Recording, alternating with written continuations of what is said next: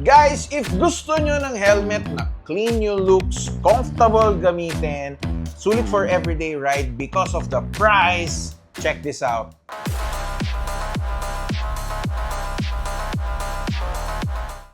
Hey riders! Welcome to another episode of Motorworld 360. I'm Jose360 and today we're checking out the new SMK Nova.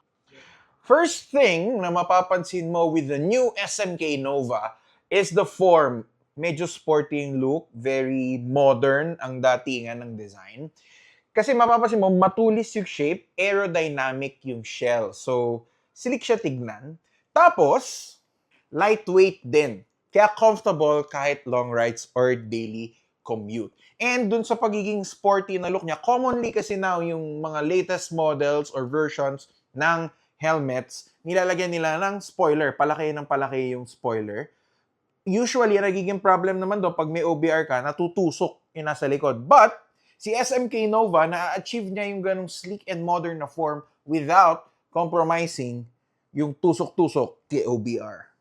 Speaking of form, yung shell sizes ng SMK Nova is available in two main shell sizes. In terms of the fit, meron siyang sizes from medium to double XL. So, pwede sa mga medyo maliit hanggang sa medyo malalaki. In terms of comfort, inside, it's very rider-friendly. Removable and washable yung interiors. Basic yan. Kailangan na natin yan across our different helmets. So, madaling linisin, especially for your daily rides. Yung kanyang foam and pads is eyeglass ready as well. So, kahit nakasalamin ka, hindi ka mahirapang gamitin yung SMK Nova. Very, very comfortable, malinaw o malabo ang mata. Speaking of visibility, panalo yung visor setup. Extra wide yung lens, so hindi lang siya sa harap malinaw, kita mo both side, and optically corrected din for clearer vision. So walang yung mga distortions or weird discoloration. Ready rin siya in case you want to put some visor inserts para maging anti-fog. Plus, quick release system yung kanyang visor mismo. So, madali siyang tanggalin and ibalik kasi meron ka lang isi-switch dito. Which is extra useful because every purchase of the new SMK Nova, meron siyang kasamang free na dark smoke and meron siya nung kanyang base na clear visor. So, 2 visors, 1 helmet, and napakadaling pagpalit-palitin. In terms naman of ventilation, solid din yung airflow. Meron siyang mga vents and meron siyang advanced system for ventilation.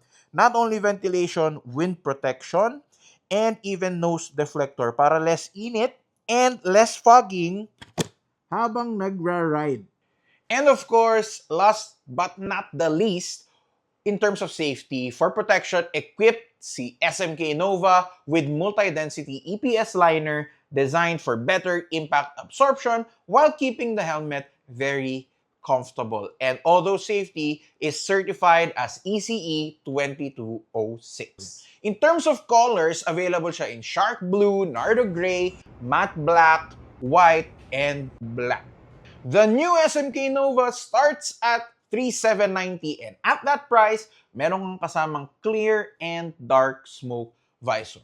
So, if you're looking for a full-face helmet that balances style, comfort, protection, and sulit na sulit even for daily riding, check out for yourself the SMK Nova at any branch of Motomarket, Motoworld, Motostyle, or even online at www.motoworld.com.ph. And that's the new SMK Nova Full Face Helmet. Once again, this has been Jose360 for another episode of Motorworld 360. As always, ride safe, ride smart, and see you on the next one.